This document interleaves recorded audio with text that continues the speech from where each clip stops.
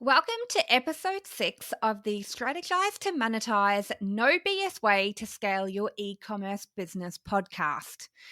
Content marketing, paid ads, SEO, they're all amazing strategies to help you as an e-commerce business owner attract potential and paying customers.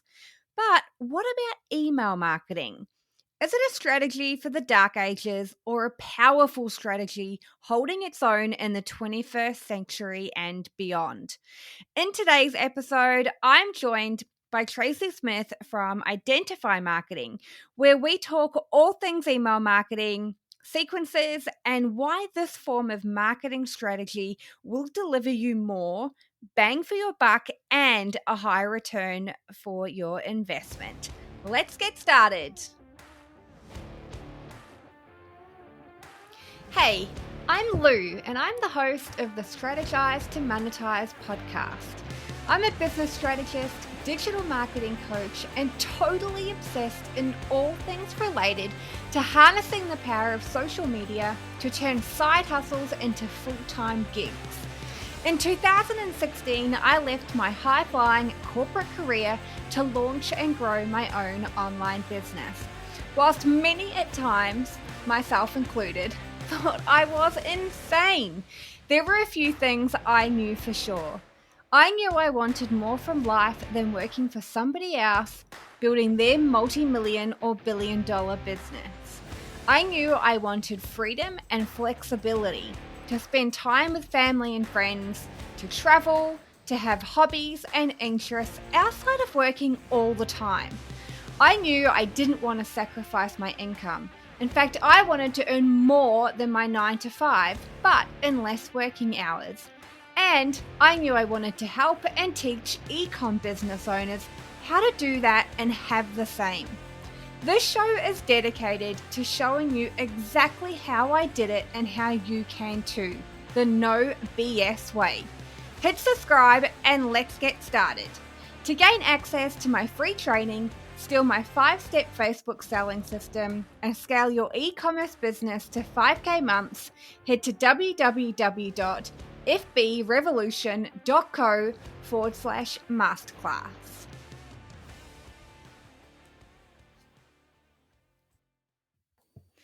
Hey guys, welcome to today's episode of the Strategize to Monetize podcast. I'm really excited to introduce you to Tracey Smith, marketing strategist and active campaign consultant. Tracey currently works at Identify Marketing, where she heads up their Australian office based in Albury, Wodonga. Not only that, but she also has her own side hustle running and growing an e-commerce business, which I can't wait to share more info on. So welcome, Tracey. Hi, how are you? I'm really good, thank you. How are you?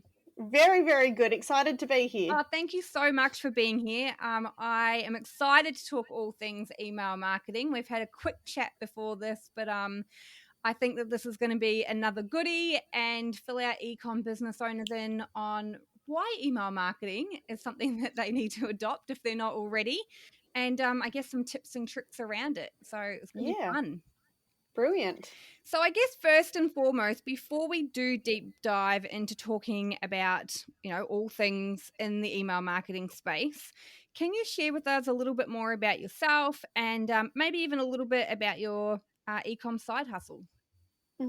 So I have been self-employed in small business myself, in various different businesses for probably going on around about 20 years now, and different businesses from e-commerce. Back when e-commerce, you had to build your own website. There was no WooCommerce, Shopify, anything like that. We also owned our own residential construction business, which we've run in both Australia and New Zealand.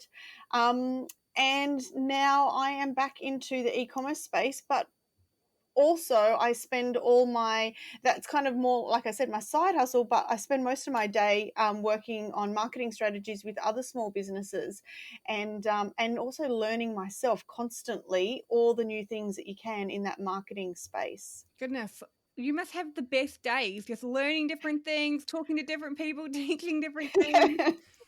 It can be a bit of like a rabbit warren sometimes, because you start watching something. I was watching something about Pinterest ads, and then I ended up doing a one-on-one kind of session with a Pinterest ads expert, and then I've done the same with Google ads. And so my kind of thing is I like to be a sponge, and if they're going to offer me these free educational sessions with them so that I can take it back to all of my clients, I would jump at it. So why I know. not? I can say that I do the same thing, and I end up down places that I go, how did I end up here? And I know our listeners will also be the same, because that's probably why they're here too, sponging up all the great information so that they can, tweak things, add things, change things, and, do all the wonderful things as well. So That's it. I mean, yesterday I spent an hour with a patenting lawyer, and he went through the entire process of patenting a product. wow. So, the more you learn, the better. The better Yeah. your business will be. Yeah, absolutely. And, you don't get in so many tricky situations, do you? And go, Yeah. whoops, a daisy. Didn't know Yep, that. exactly. So, I guess first and foremost, one, you've worked in Australia and New Zealand, which Yep. most of our listeners are in Australia and New Zealand, which is great. And we kind of had a bit of a quick chat about it beforehand, saying that whilst we are very similar, such close countries, we are a little bit different in terms of the business sense. Do you Mm. think is like a big umbrella though that what we're going to generally talk about today is going to be suitable for both, countries? Yeah, I think that from my experience, there's some really obvious differences, but there's the whole way that Australians and New Zealanders do business in a small business sense is still the same. So it is actually quite easy. Your market might look different in both countries, but the strategies behind what you do are going to be pretty much exactly the same. And when I'm working with a small business on the strategy, we do take into account which country they're in, because we get quite detailed in our strategies. But having said that, a lot of those actual base strategies where you start and the things that you do, I would say Australia and New Zealand are quite almost identical, whereas the UK or the US market can be 100% different. So I think we're really lucky like that. Yeah, I completely agree. I guess really wanted to let everyone know that, regardless of whether you're in New Zealand or Australia, this is going to be perfect for them, and they can have complete certainty that what we're talking about is relevant, and that they don't go, oh, well, I'm in New Zealand, so it's not relevant, or vice versa, I'm in Australia, so it's not relevant. So thank you for I guess, clearing that part of it up. So, Tracey, let's talk email marketing. There is, depending on who you are and what you read, email marketing can be seen as a dark age strategy. And Mm. why would we want email marketing when we've got social media and SEO and paid ads and all these really glamorous other, tools and functions and options at our fingertips? So, why email marketing? Why is it so important to still have this in our business? So basically, email marketing is it's a lot of the value in your business. If you're an e-commerce business, because you could have a following on Facebook of 5,000, 10,000, 20,000 people, and Facebook change one thing, or all of a sudden, they completely flip everything on its head. You all of a sudden may lose that entire following. And the other thing is too, they own their own platforms, and I see all the time people, for whether it was justified or not, being locked out of their own pages that they've put so much effort into building up. If you use email marketing, that database, that's your database, that you hold the key to that database. Yes, it might be on a platform such as Active Campaign, or there's a lot of others as well, but you can download that database and you can then use that database. And the other thing too is, by the time they're on your database, if you are doing it correctly, then they've already told you that they want to hear from you. So they're not just a broad cold audience that you've never had interaction before, you don't know how interested they are. These people have said to you, I like your business enough that I'm going to give you my email address so you can contact me. Your job, though, as a business owner, is to do that correctly and not turn it into a spam session. Yes. Firstly, it seems to be, I don't know about you, but I'm seeing a lot of accounts at the moment, or people saying I've been locked out, or I've been banned, Mm, or I've been hacked. And, like you've just said, you know, that platform can do that. They can do whatever they want. And and it's scary because I also have the belief with you is to translate or use those platforms to attract them into your email marketing list, so that you can continue to love and nurture them. And I feel terrible for some of these people who haven't thought like that, yeah. and essentially are starting kind of all over again. But again, very important, to the tail end of what you said, is to not spam our friends in our email marketing list. Otherwise, you'll find that Yeah. they're not your friend anymore. Well, there's so many reasons not to as well. Is that from a tech point of view, the second that you start spamming, your emails stop going to inboxes, and it's not necessarily going to be the inbox of the person who doesn't want to hear. Sometimes it's going to be the inbox of the person who does want to hear. And because you have, it goes on algorithms like everything else does in this digital space. And if you have all of a sudden sent out 1,000 emails and only 5 got opened, then those platforms are going to say, Gmail and Outlook, anything that comes from this particular address is not worthy of going to an inbox.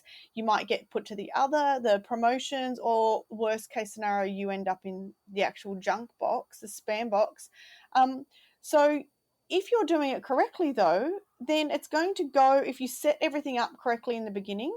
But then when you're talking to people about what they want to hear about, I have in my e-commerce business about 5 different primary categories, and I know that the person who's interested in category A is 9 times out of 10 not interested in category B. So there's no point me talking to them both about one general thing. If I'm going to send a newsletter to everyone in category A, it's going to be about my category A products. And that's how it's designed to work. You need to talk to the people about what they want to hear about, not what you want to talk about. Yeah.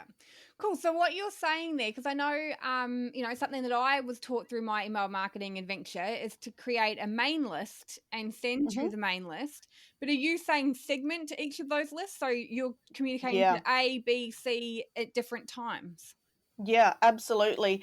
If you are using email marketing and not segmenting, then you really are running the risk of just being another cluttered inbox, ding on someone's computer. Whereby if you're segmenting, I mean, I segment down, I don't go too deep. So I have about 1,200 products, and I don't go down to the product level. But if you've only got 5 products, absolutely go to the product level. Um, but I keep it at the category level, and I don't just segment by that, though. I segment by how much they've spent with me online. So, I have a couple of different levels. And when I'm creating a campaign or an automation, so to explain that a little bit more, a campaign is something that's a one-off send. So that might be your monthly newsletter. An automation, and everyone gets that at the same time. An automation is something that's sent to people based on their journey through, your store and their buying habits and those kinds of things. But I'll segment them down, by maybe there might be automation A, and it's only sent to people who have made a purchase, who also have a tag that is category A and has spent over $500. So only specific people are getting that email, and that is because then there's going to be a reason I'm sending that to them, and that they're going to want to hear from me Yeah. about it. Awesome. Cool. That's awesome to hear that, I guess, and you go that deep. Start off and Yeah, then, continue to analyze and strategize to make sure that you are communicating to the right audience at the right time. yeah, Yeah. yeah. I mean, there's still the place for those one-off big sends, maybe a monthly newsletter or a store-wide sale that applies to everybody, but they shouldn't be your mainstay. They shouldn't be the main emails that you're sending out. Yeah. Yeah. Cool. Tracey, MailChimp, ActiveCampaign, or something else? I know that, a lot of people always ask, what email provider am I meant to go with? And Yep. I'm like you, I'm with ActiveCampaign. I used to hmm be with MailChimp, and then I went from one to the other and back again. But in your experience, why, or, what platform's best and why do you think that? So, because I'm not specifically sitting there saying one platform's always going to be better than another because they're constantly changing. I personally am with Active Campaign and I love Active Campaign. There's another one that I also recommend to clients as well, who may not need that huge level of automation. They may only have a list of a couple of hundred people. So MailerLite is a really, really good one for that. You don't need a lot of segmenting and you just want to have an occasional email going out. I would say to the MailerLite. Active Campaign I like because there's so many reasons, but it does work out cheaper in the long run, especially as your list grows. And the amount of things you can do with it, it suits so many types of businesses, which means that if your business grows, if you're a retailer, then you can set it all up and have it working perfectly. But then if you all of a sudden decide to move into wholesale, Active Campaign can really easily handle a wholesale deal process as well as the e-commerce side or service related, all of that as well. I really am not a fan of MailChimp at all. I know that so many people are on it because it does start out quite cheap for what you get, but you very, very quickly end up spending quite a lot and you don't get the functionality. Um, Another thing I see from the tech side of things is that that you do get a lot more ending up in, I suppose, people's junk folders with MailChimp. They don't have as many checks and balances that stop that from happening. Whereas Active Campaign have a huge amount and they will hold on to your email first if they think it's going to be spam because they're trying to hold that level of their own business. I've looked at others like Klaviyo. Klaviyo's quite a good one as well. Um, it's kind of on par with Active Campaign, but it does start getting quite expensive when you do get bigger lists. And I just like to talk to my clients about something that can grow with them so they don't have to keep changing because changing can get really hard. Yeah, I did that. I learned that lesson. I think what's quite important there is, something that can grow with your clients. So it's probably very important to forward plan and Yeah. think, what is this business? What is my vision for it? Is this a side hustle where, it's just always going to be a little bit of a hobby and it's going to bring in a little bit of extra money and pay some bills or be our holiday fund, and I don't think it's going to, or I don't want it to grow into something bigger? Or no, I'm looking for this to be a main income or scale to X, Y, and Z. And so therefore I need to invest in something more premium for the long term as instead of going cheap for the short term. Yeah, yeah. And you know what? So that is something I do hear a lot as well. Active Campaign people will say to me, oh, I can start off on MailChimp cheaper, or I can do this one a bit cheaper. There's a few around.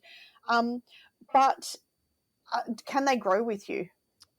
And then all of us, a lot of the Active Campaign work that I'm doing at the moment is people swapping over from a platform that they just can't continue to use with their business because either it's grown or they need a new function and the functionality just is not there.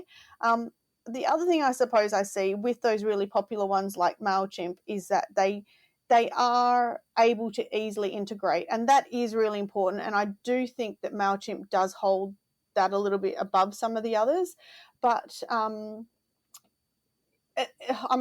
there's no real problem with Active Campaign integrating to the others. I think Klaviyo is starting to work on a lot more integrations, and that's one that's sitting in the back of my mind. I just keep an eye on and say, hey, if one day that becomes the best one, then that's where we steer people. But at the moment, for me, I don't want my clients anyway to have to turn around and have to spend a lot of money in a year or two's time because their business has grown and their platform isn't able to keep up. Yeah, yeah. And I do agree. I was with Active Campaign, then for whatever reason I went to MailChimp, then MailChimp made some changes. Then I went, this is ridiculous. Then I went back to Active Campaign.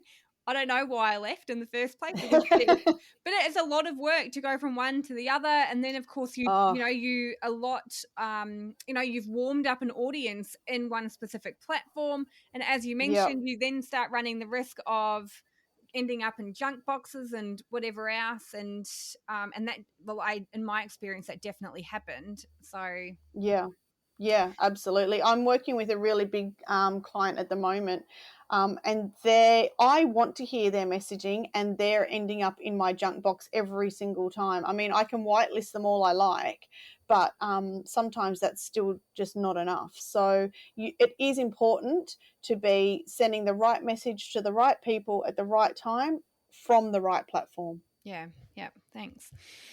Tracey, there's been or to my knowledge, it's fairly new with the iOS kind of changes and email platforms, or through Apple, we're able to encrypt email addresses or whatever's going on there. Hmm.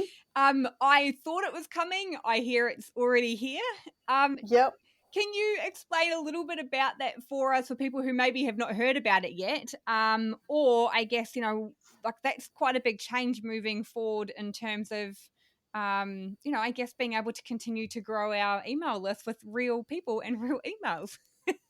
Yeah, so I noticed a big difference with my e-commerce store. So when I started the e-commerce store that I'm running now, my main aim in my strategy was not necessarily straight up to get sales. I wanted sales to come in slowly because I knew that there were going to be things I hadn't thought of that I needed to iron out.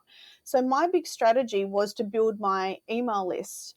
And I got it over 2000 pretty quickly, really. And I was using Facebook ads and different strategies there to do that.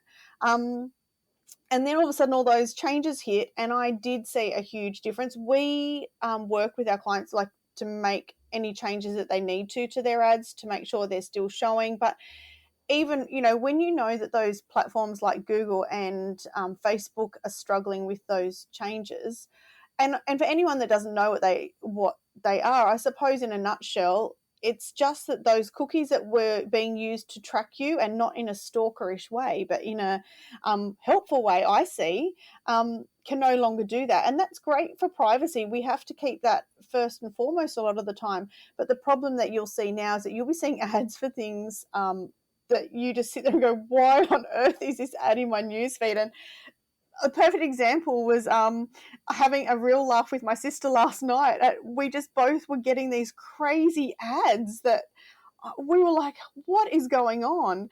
And that will be a result of some of those changes, happening there. They're starting to iron out a little bit. But here's the thing: when you have an email database already, you can take that database and add that as an audience in Facebook. So you are going to be talking directly back to your actual mailing list through a channel like Facebook. And, I think you can do it to a degree through Google ads and those kinds of things. Um, what that also does is that Facebook can have a look at that mailing list that you've uploaded, because you have got permission, obviously, to be talking to them. Then it makes it easier for them to see the type of people that are wanting to hear from you, and it's easier for them to choose who to show your ads to next. And it also if you're posting regularly and all of that, that all works in together. So it also helps in terms of those Facebook, just your regular posts and who they're being shown to. Yeah. So I guess it helps Facebook create lookalike audiences for you Yeah. instead of you guessing and targeting random random people in the feed. Yeah, that's it. And I mean, you can target all you want in your Facebook ads, but those changes did throw things out a little bit. Whereas if you already had that email database sitting pretty there, all you had to do is upload that to Facebook and say, "This is my existing audience, so show these ads to these people, but I want to create a lookalike audience of these people, and I want you to show a different style of ad to them." So, it just kind of fills that gap until all of those iOS changes are all ironed out. Oh, it's so powerful, isn't it? Like, that's just so powerful. Yeah. Another reason why email marketing is so good. Yeah, absolutely. um, Tracey, so with the email marketing landscape, this is a conversation I was having with a friend yesterday. He was telling me about how he puts in one email address for, I don't know, whatever he wants, but he hmm can encrypt it through Apple too. Is that hmm correct? I'm going to be honest here and say I'm not an Apple user. Yes, right. So, but at the end of the day, I mean, I haven't seen a lot of that happening at my end on the, when I'm going in and checking who's signing up and the email addresses that are coming through. If that was happening, there'd be a risk of them bouncing when you're sending out to people. And if they bounce, they just get taken off your list anyway. So, I have seen from certain marketplaces that happening. So if someone's listing a lot of products on a particular marketplace, the email address that comes through is one that's been generated so that the Okay. marketplace almost acts like an intermediary. And the email address you look at and go, oh, that's they all look identical with a few different numbers. But I don't know if that's as much encryption as it is that marketplace wanting to make sure that they are monitoring what traffic's happening along the way as well. So, Yeah, yeah. it's we had a great conversation about it, and and I think it's probably another way that these big tech giants are, potentially protecting their users from a lot of Yeah. spam, because I would imagine if you're sending out too many, or through their algorithms, there would be something pinging you, and you would be probably put in the naughty corner at some point. So, Well, I don't even think it's sending out too many. It's sending out too many that are not being opened or not getting click throughs. I mean, the whole, and this is something I really try and stress to all of my email marketing clients when we're doing a big setup. The whole job of that email in an e-commerce sense we're talking about is to get someone to come back and buy a product from you from your website. Now they're not going to be able to do that transaction necessarily in the email itself. There are ways you can kind of make that happen now with different sites and things like that, but in 99% of small business use of email marketing, they cannot do that transaction in the email. The email's sole job is to get them back to your website. And if you maybe are a service-based business, maybe it's to get them back to your booking page and make a booking rather than buy a product. But you have to just drill down and just keep it simple, I suppose, and remember what the purpose of email marketing is. And design them that way so that if they're not, so that when the email goes out, people want to open it and they want to click back to your website. yeah, cool. Thank you. Speaking of click-through rates, what's a good number these days? 20%, 30%, 40%, or do you get your clients higher? Well, I mean, a click-through rate and an open rate are two Oh, quite sorry. different. I Yeah. know. Go with the Yep. open rate, and then we can go to Yeah, click-through. I was going to say, wow, if someone's getting click-throughs at 20 to 40%, I'm saying, well done you, and you tell me the secrets. Mind you, it's not impossible. So I know industry standard in e-commerce, and it does differ between different, obviously, types of e-commerce, because it's a broad range we're talking about there, is around open rates anywhere from around about 17 to 27%. If you are higher than that, and that's your open rate, then you're doing something right. And I'd be looking at the templates you're using and try and reuse that template because it's obviously something that's appealing to your audience. A click through rate, you're looking at down as low as 1 to 3%. And I mean, I'm going to be honest and say though that an active campaign, most of our clients are sitting well above those rates. I know mine sits anywhere from around open rates from around 55 up to 70, depending on the individual email, and then click through rates. I rarely go kind of below 8%, and I've had them all the way up to about 18% for a click through. So um, different emails sent at different times. You've got to be testing the time of the day and who it's going to. But I would kind of sit there and say, if you're getting over 27%, say, open rate, you're doing well. And if you're getting over 3% click through rate, you're doing well. Yeah, I would agree with you. There's some good numbers. I think a lot of people would love to get those numbers, and they can obviously come and talk to you to help them get those numbers. So, Yeah, absolutely. yeah. Yep. Yep. So, there's a lot of different type of, sequences. We spoke about automations a little Mhm. bit before. Welcome sequences, abandoned cart, nurturing. Is there any which can take some time to set up, like, let's be Yeah. honest. But I do know from my experience that not everybody has these type of sequences set up. They just get added to an email list and out they go to that main thing and wonder why Yep. nothing kind of happens next. Are they still relevant today? Welcome sequences and all of those different types of ways to warm up and, love and nurture your pre or your customers.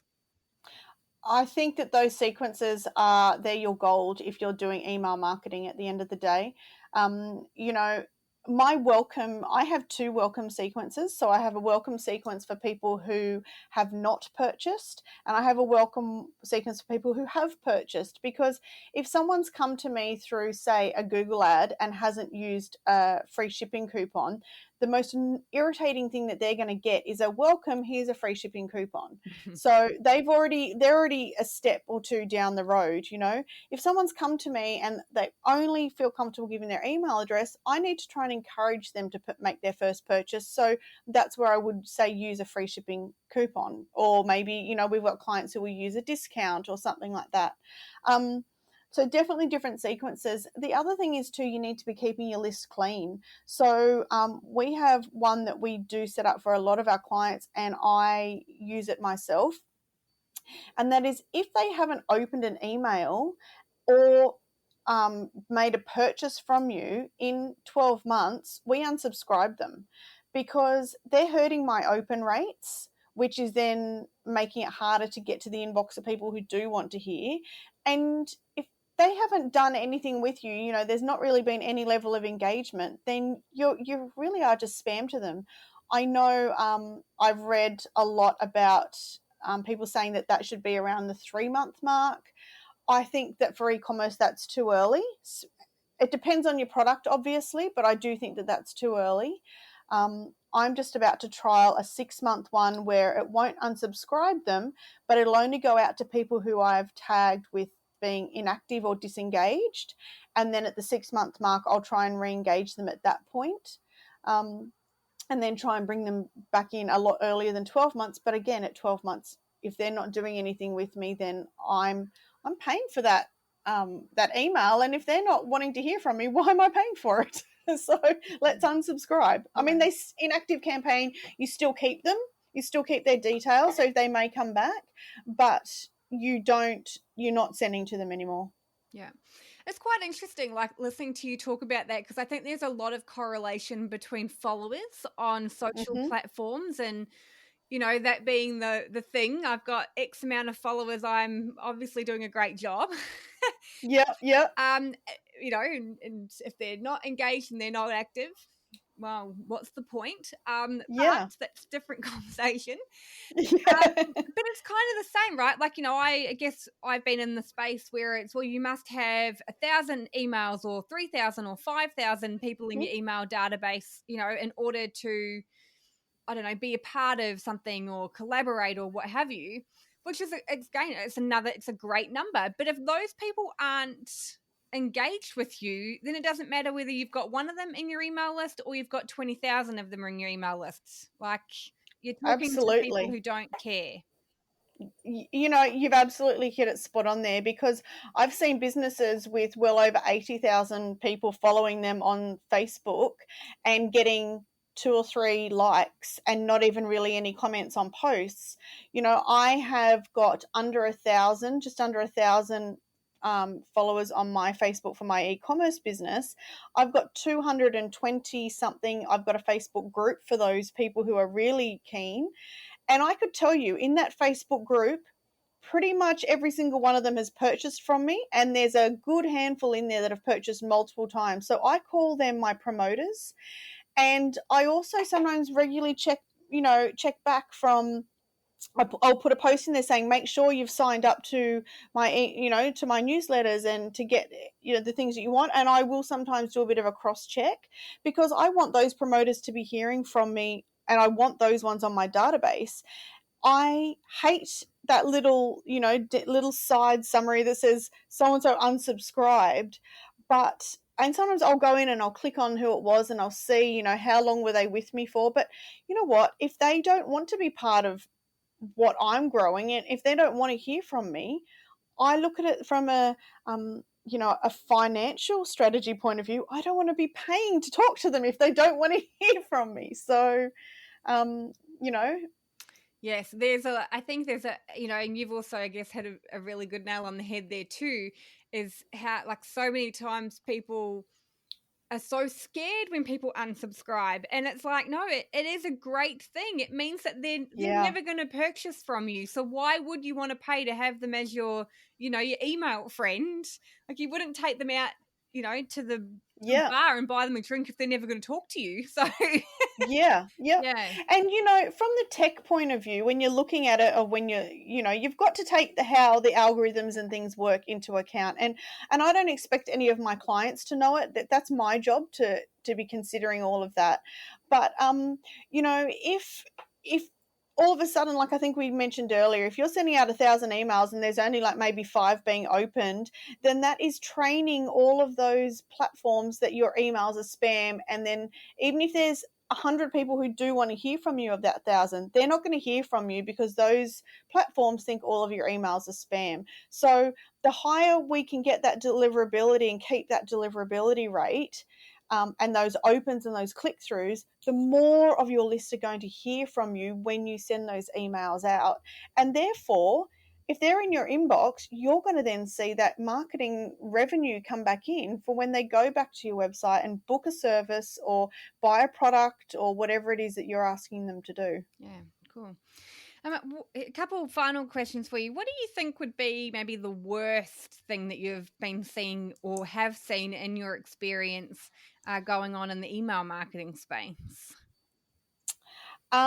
People not knowing when to pull out of that sequence, when to make sure that their customers and things need to be taken out of that sequence. So I actually had one even just this morning, and it was a course that I'd done. I do want to hear reminders because I'm so busy doing everything that I do want to get reminders sometimes. But you know what, one reminder every single day for over a week, it's too much, and it will make me hit that unsubscribe really, really fast. So definitely overdoing it. And, there's so many ways to tell when you're setting up your email marketing.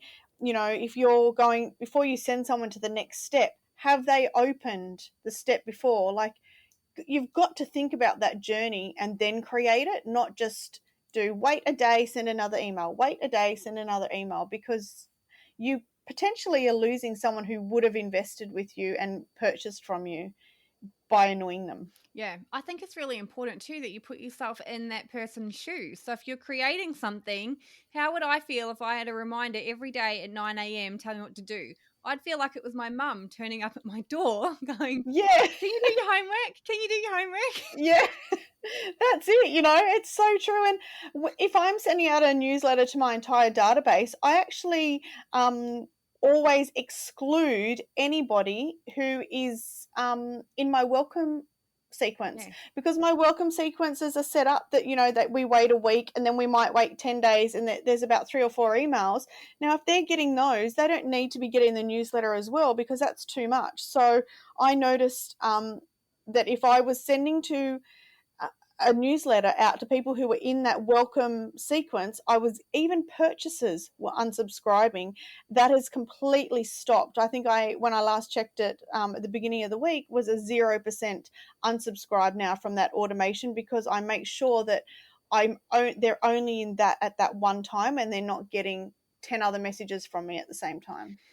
It's a prime example of having a really great customer journey, isn't it? Like, Yeah. what goes on at each point. And I think that regardless of whether it's in the email space or the paid ad or the content marketing or anything, there's a customer journey that somebody goes on, and we have to think strategically, right? When Yeah, someone comes in here, then what happens? And then when's that's the right. next touch point? Not 10 touch points all at once that confuses everybody, it, Yeah. and you break you break the cycle and you break the trust. So Yeah, and another way that that ends up happening too is that people have multiple lists rather than one single master list and then tagging people. And so someone may unsubscribe from one list, but they are still in three other lists. So they don't, if they don't want to hear from you anymore, you want them to unsubscribe. You don't want them sitting in three or four other lists, because the other thing is they'll be doing certain, like, different steps of that customer journey at different times if they're in multiple different lists. If you keep them in one, you keep that customer journey really clear and concise. yeah. Oh, this is fascinating. I love it. As a strategic brain, I love it. And I guess one other question for you: what do you think's the best thing that you've been seeing going on, or that you teach your clients, or that you've seen going on or evolving in the email marketing world? When I love nothing more than seeing the results. So, for an example, I check on my reports all the time, and I know for June and July, around about 20% of my total revenue came from email marketing. And that has more than paid the subscription for the actual platform, but that's money that I would never have otherwise made had I not been emailing them. And when I'm seeing that also from my clients, I get so excited. Like, I had one and they sent out one single email and made over $4,000. And I'm not saying that that's going to be the story for everyone, because they had a really highly engaged list, but they'd worked hard to get that. Um, I saw another business who was really, really struggling and wasn't sure that they wanted to invest in a good platform. Weeks went through everything and they decided to do it, and I only was checking in on them on Monday, and they sent one email and they made $1,000. For that particular business, that was stratospheric. They can't get their head around the fact that they just literally designed an email, sent it out, and they made $1,000 worth of sales. So that is the best thing I love, because that tells me that they're doing it right. Yeah. Look, I'm probably I'm right at the front of the cheerleaders for email marketing, and how powerful it is in business. And I'm a firm believer, if not the most powerful in a business. Yeah, Whilst we have all these amazing platforms and tools, I often say to people, I teach content strategies on social media, yes, but my role is to help you get them off these platforms to your website and into your email list, for yeah, all of the reasons that we've talked about here. And it's so powerful when you then do that and have yeah, a really great strategy in place to be able to keep the people engaged and to, communicate with the right people at the right time. And, that results in sales. You've just really outlined how powerful that can be when it's done the right way. And that it is, yeah, it's just it's a great strategy. And I'm hopeful, which I'm sure we will be, all of our listeners out there that are unsure whether they should be growing 20,000 or 20,000 followers on Instagram or Facebook. Hopefully they go, oh, right, I need to actually think yeah. about this part of the marketing plan and the marketing matrix. That's right. I mean, it's all well and good to have your 20,000 followers on Facebook, but are those people coming back to you and actually buying at a rate that is, a really good return? Whereas in your marketing, you could have 2,000 people on your database and send, like I said before, like the company that I mentioned before that just did the $1,000 one, they've only got about 600 people on their database that they sent out to. So, to me, that's a much, much stronger return. And I'm a huge believer in all those social media platforms. But one thing I say to all of my clients when I'm doing a strategy and I'm trying to explain the marketing world to them, because they might be amazing at what they do, but the marketing is just so overwhelming, is I explain it like every piece of marketing you do is like its own single snowflake. So if you just let it just fall where it may fall, and it'll just melt away. Whereas if you take all of those individual pieces and then pull them all together, you've got a really solid snowball that you can throw at someone's head, So what your marketing is exactly the same. So if you're not doing it in in an overall way to try and pull it all together, you're probably leaving a lot of money on the table that is just wasted at the end of the day, and you may as well have just thrown it out the window, really. So, but for me, I think that email marketing is probably the equivalent to, maybe 100 snowflakes. Whereas, you might find just posting on Facebook is the equivalent to one or two. So just some perspective of the power of it. Yeah, I think that, all of our different marketing, like initial marketing, like I guess customer contact, like the original customer connection or contact, Yeah. they're kind of like each one of them is one snowflake that then builds, Yeah. into that snowball that you've talked about, which can then fire back to all of the That's people over right. all of those platforms. So yeah, I Yeah.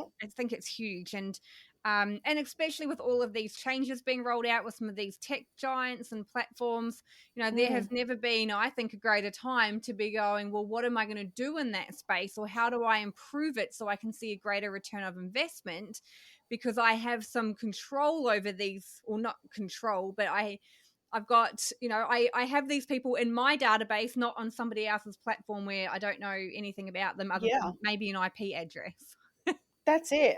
That's and that you can't necessarily, you might have 20,000 followers on Facebook and you put a post up, but that's not going to be shown to 20,000 people. If you have 20,000 emails in a database and you send an email out, then that's going to go to 20,000 email addresses directly. Your job is just to make sure that you've got that deliverability high enough that it's going to the vast majority of those are going to end up in the inbox. Yes, yeah.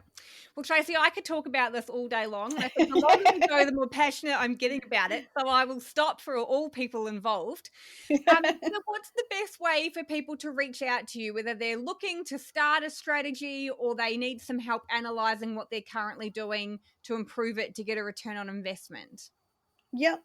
So they can just look for us at Identify Marketing, and so we have if you're in Australia, it's just identifymarketing.com.au, and if you're in New Zealand, it's identifymarketing.co.nz. We also have a Facebook group, and we also have a Facebook. Sorry, the Facebook group is Map It Marketing for Small Business.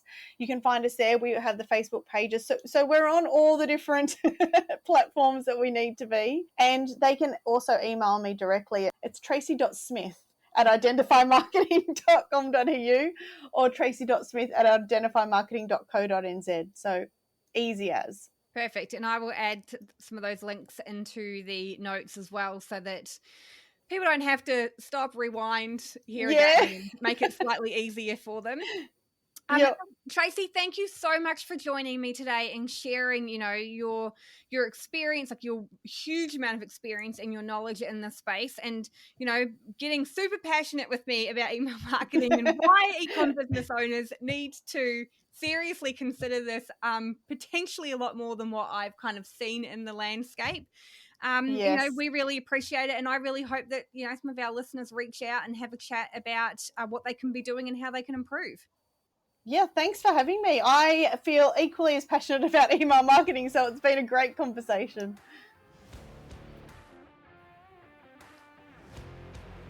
Thanks so much for tuning in to this episode. If you've loved it, please go ahead and hit subscribe so you are notified when new episodes go live. Whilst you're there, I'd love it if you could leave me a review too.